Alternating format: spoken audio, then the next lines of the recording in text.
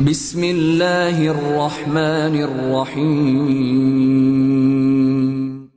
Innal hamdalillah nahmaduhu wa nasta'inuhu wa nastaghfiruhu wa natubu ilaihi wa na'udzu billahi min shururi anfusina wa sayyiati a'malina. May yahdihillahu fala mudilla lahu wa may yudlil fala hadiyalah. Wa asyhadu an la ilaha illallah wahdahu la syarika lah wa asyhadu anna Muhammadan abduhu wa rasuluhu la nabiyya ba'dah. Ya ayyuhalladzina amanu taqullaha haqqa tuqatih wa la tamutunna illa wa antum muslimun. Fa inna asdaqal hadithi kitabullah wa khairal huda huda Muhammadin sallallahu alaihi wasallam wa syarrul umuri muhdatsatuha wa kullu muhdatsatin bid'ah wa kullu bid'atin dhalalah wa kullu dhalalatin finnar. Ma'asyiral muslimin, usikum wa nafsi bi taqwallah faqad fazal muttaqun. Sungguhnya hari Asyura, yaitu hari ke-10 pada bulan Muharram, adalah hari yang diagungkan oleh banyak umat. Diagungkan oleh orang-orang Quraisy, diagungkan oleh orang-orang Yahudi, dan juga diagungkan oleh kaum muslimin. Dalam satu hadis disebutkan, Aisyah berkata, "Kana yaumu Asyura tasumuhu al-yahud tasumuhu Quraisyun fil jahiliyah wa kana an-nabiy sallallahu alaihi wasallam yasumuhu fil jahiliyah. Falamma qadima al-Madinata samahu wa amara bisiyamihi." Kata Aisyah radhiyallahu taala anha, sungguhnya hari Asyura dahulu orang-orang Quraisy mereka berpuasa di zaman jahiliyah, dan Nabi sallallahu alaihi wasallam juga berpuasa di zaman jahiliyah, berpuasa hari Asyura. Ketika Nabi sallallahu alaihi wasallam tiba di kota Madinah, Nabi berpuasa dan memerintahkan para sahabat untuk berpuasa pada hari tersebut. Dalam riwayat, wa kana yauman tustaru fihil Ka'bah. Pada hari Asyura, orang-orang Quraisy yang mereka menguasai Ka'bah, itu orang kafir Quraisy, mereka mengganti kiswah Ka'bah pada hari Asyura, pada tanggal 10 Muharram. Kemudian ketika Nabi SAW berhijrah menuju kota Madinah, Nabi mendapati orang-orang Yahudi ternyata berpuasa juga pada hari Asyura. Dari Ibnu Abbas radhiyallahu ta'ala anhuma, beliau berkata, "Lamma qadima an-nabiy sallallahu alaihi wasallam al-Madinata wajada al-yahud tasum." Ketika Nabi sallallahu alaihi wasallam tiba di kota Madinah, Nabi sallallahu alaihi wasallam mendapati orang-orang Yahudi berpuasa. Maka Rasulullah SAW berkata, "Ma hadzal yaum?" Apa hari ini? Kenapa kalian berpuasa? Qalu, "Hadza yaumun salih." Ini adalah hari yang baik. "Hadza yaumun najjallahu Musa wa man ma'ahu wa aghraqa Fir'aun wa man ma'ahu." Ini adalah hari yang baik di mana hari Allah telah menyelamatkan Nabi Musa dan Bani Israel, dan Allah menenggelamkan Fir'aun dan bala tentaranya. Fasamahu Musa syukran lillah. Maka Nabi Musa pun berpuasa pada hari tersebut sebagai bentuk syukur kepada Allah Subhanahu wa taala. Maka Nabi sallallahu alaihi wasallam bersabda, "Nahnu aula wa ahaqqu bi Musa minkum." Kami lebih utama untuk mengikuti Nabi Musa daripada kalian. Fasamahu Rasulullah sallallahu alaihi wasallam wa amara bi siyamihi. Maka Rasulullah sallallahu alaihi wasallam pun berpuasa pada hari Asyura dan memerintahkan para sahabat berpuasa pada hari Asyura. Dan sebelum diwajibkan puasa bulan Ramadan, puasa hari Asyura adalah wajib bagi kaum muslimin.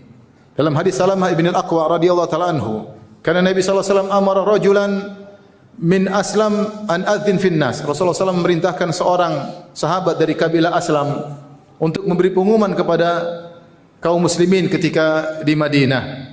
Man kana akala falyasum baqiyata yaumihi. Siapa yang sudah terlanjur makan di pagi hari, maka lanjutkan puasa sisa harinya. Wa man lam yakun akal, siapa yang belum makan, falyasum. Yang belum makan dari pagi hari, maka berpuasalah. Fa inna hadzal yaum Asyura, karena ini adalah hari Asyura. Maka dahulu sebelum diwajibkan puasa bulan Ramadan, puasa Asyura hukumnya wajib bagi kaum muslimin. Bahkan para sahabat menyuruh anak-anak mereka untuk berpuasa. Dari Rubai' binti Muawwidh radhiyallahu ta'ala anha, beliau berkata, "Wa kunna ba'da dzalika nasumuhu." Setelah ada perintah Nabi sallallahu alaihi wasallam, maka kami pun berpuasa pada hari Asyura.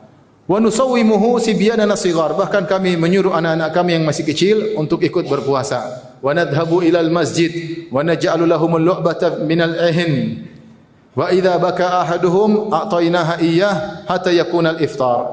Kami bahkan menyuruh anak-anak untuk berpuasa. Kalau kami pergi ke masjid, kami membuat mainan untuk anak-anak, ya. Kalau ada seorang di antara anak-anak yang menangis karena kelaparan, kami kasih mainan sampai mereka bermain-main sampai tiba waktu berbuka puasa. Ini menunjukkan bahwasanya para sahabat dahulu semangat untuk berpuasa hari Asyura 10 Muharram dan hukumnya adalah wajib. Namun ketika datang kewajiban bulan Ramadan, maka hari Asyura hukumnya menjadi sunnah, Dan sebagaimana kita jelaskan tadi, bahwasanya hari Asyura hari yang diagungkan oleh orang-orang Yahudi.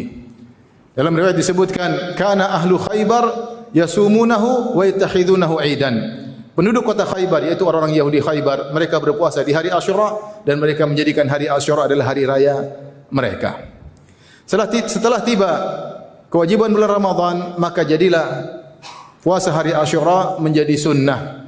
Maka faman syaa shamahu wa man syaa tarakahu. Siapa yang ingin berpuasa silakan berpuasa, dan siapa ingin tidak berpuasa maka silakan tidak berpuasa.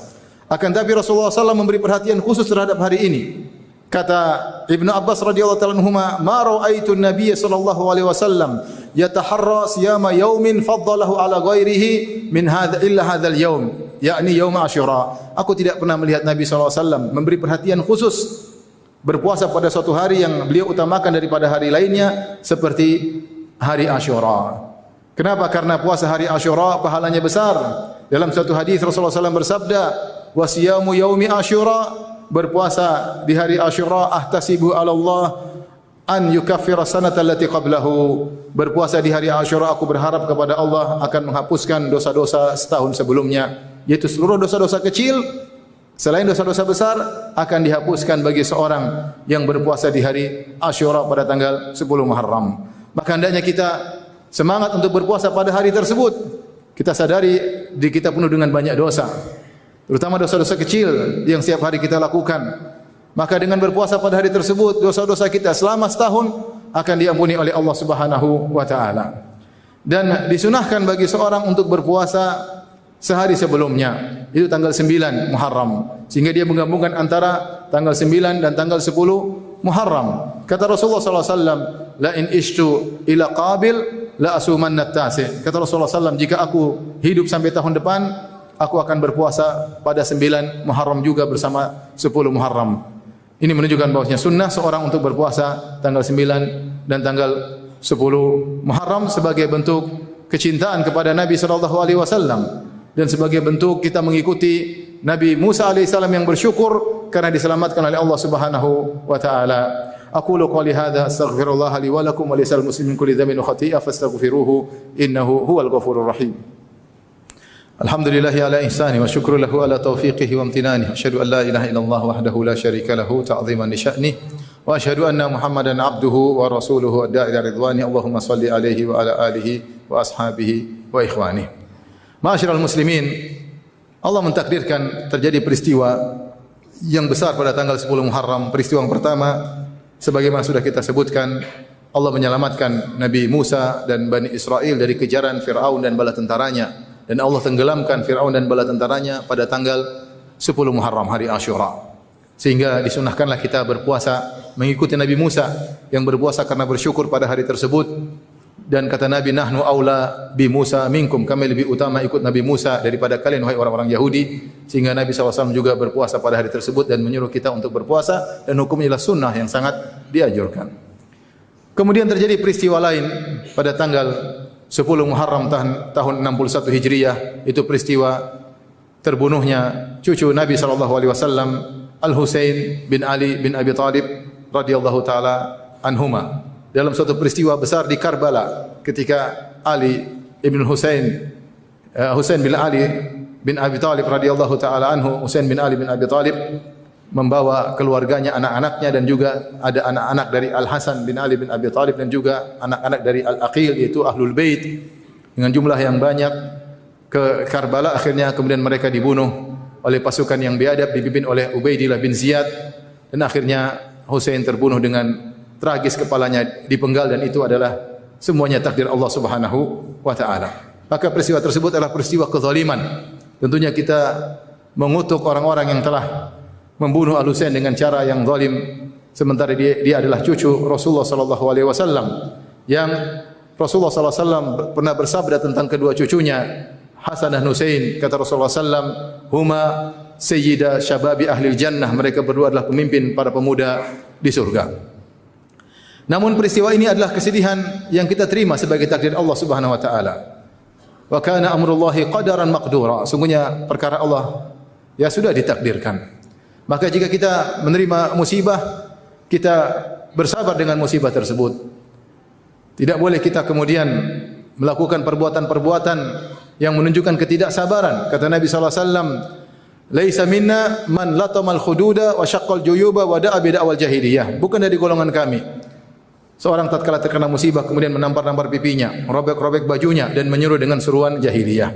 Oleh karenanya merupakan perbuatan yang keliru yang dilakukan oleh orang-orang Syiah yang mereka di hari Asyura mereka melakukan kegiatan-kegiatan yang menurut mereka adalah bentuk bela sungkawa, di mana mereka memukulkan tubuh mereka dengan rantai-rantai, kemudian mereka memukulkan atau menghantamkan pedang ke kepala mereka sehingga berlumuran darah.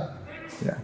Dengan mereka mengatakan kita ingin merasakan apa yang dirasakan oleh Al-Husain bin Ali bin Abi Thalib. Ini adalah perbuatan kemungkaran.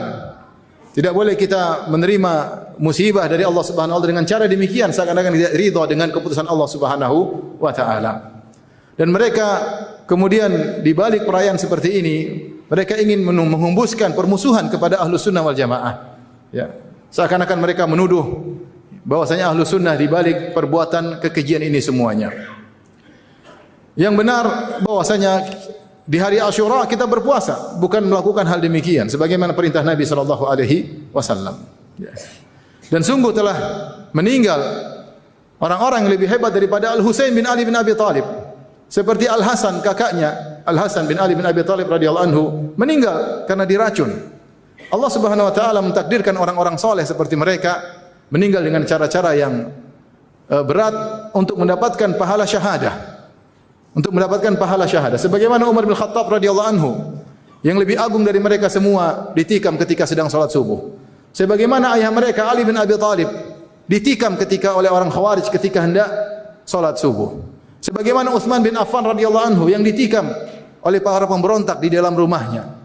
Semua mereka agar meraih pahala syahadah. Demikian juga Al-Hasan yang diracun, demikian juga Al-Husain yang dibunuh dengan cara yang tragis. Tapi kita tidak pernah merayakan hari kematian Al-Hasan atau hari kematian Ali bin Abi Thalib atau hari kematian Utsman bin Affan atau hari kematian Umar bin Khattab radhiyallahu anhu, padahal mereka lebih hebat daripada Al-Husain bin Ali bin Abi Thalib radhiyallahu taala anhu. Maka tidak perlu mengikuti cara-cara mereka ya yang melukai tubuh mereka dengan alasan bahwasanya mereka ingin merasakan apa yang dijelaskan oleh Husain. Bahkan mereka melarang untuk berpuasa pada hari tersebut, kecuali sekedar tidak boleh minum air putih. Kata mereka karena Husain kehausan ketika itu, kita ingin merasakan kesedihan Husain. Ya.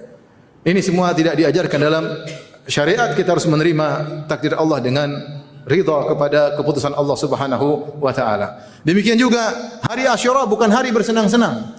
Karena pada hari tersebut, hari Asyura dirayakan oleh kaum Nawasib. Siapa kaum Nawasib? Yaitu kaum yang pernah ada, yang mereka membenci Ahlul Bait. Mereka bersenang-senang pada hari tersebut dengan membuat kelapangan, buat kue, membuat makanan, memakai baju yang indah pada hari tersebut. Ini kebiasaan orang-orang Nawasib yang bertentangan dengan orang-orang Rafidhah Syiah. Maka Ahlus Sunnah wal Jamaah di tengah-tengah, mereka tidak berbela sungkawa pada hari tersebut dengan melukai tubuh mereka, dan mereka juga tidak bersenang-senang pada hari Asyura, tetapi mereka berpuasa sebagaimana perintah Nabi sallallahu alaihi wasallam. Dan sungguhnya keselamatan adalah dengan mengikuti petunjuk Nabi sallallahu alaihi wasallam. Wa khairul huda huda Muhammadin sallallahu alaihi wasallam. Sebaik-baik petunjuk Nabi sallallahu alaihi wasallam. Wa sunnah safinatun Nuh, dan sunnah adalah seperti kapal Nabi Nuh alaihi salam yang membawa pada keselamatan. Inna Allaha malaikatahu yusalluna ala nabi ya ayyuhalladzina amanu sallu alaihi wa sallimu taslima. Allahumma salli ala Muhammad wa ala ali Muhammad kama sallaita ala Ibrahim wa ala ali Ibrahim innaka Hamidum Majid. Wa barik ala Muhammad wa ala ali Muhammad kama barakta ala Ibrahim wa ala ali Ibrahim innaka Hamidum Majid. Allahumma ighfiril muslimina wal muslimat wal mu'minina wal mu'minat al ahya'i minhum wal amwat innaka sami'un qaribun mujibu da'wat wa ya qadhiyal hajat. اللهم آت نفوسنا تقواها وزكها أنت خير من زكاها أنت وليها مولاها اللهم إنا نسألك الهدى والتقى والعفاف والغنى ربنا ظلمنا أنفسنا وإن لم تغفر لنا وترحمنا لنكونن من الخاسرين ربنا هب لنا من أزواجنا وذرياتنا قرة أعين واجعلنا للمتقين إماما ربنا آتنا في الدنيا حسنة وفي الآخرة حسنة وقنا عذاب النار وأقيموا الصلاة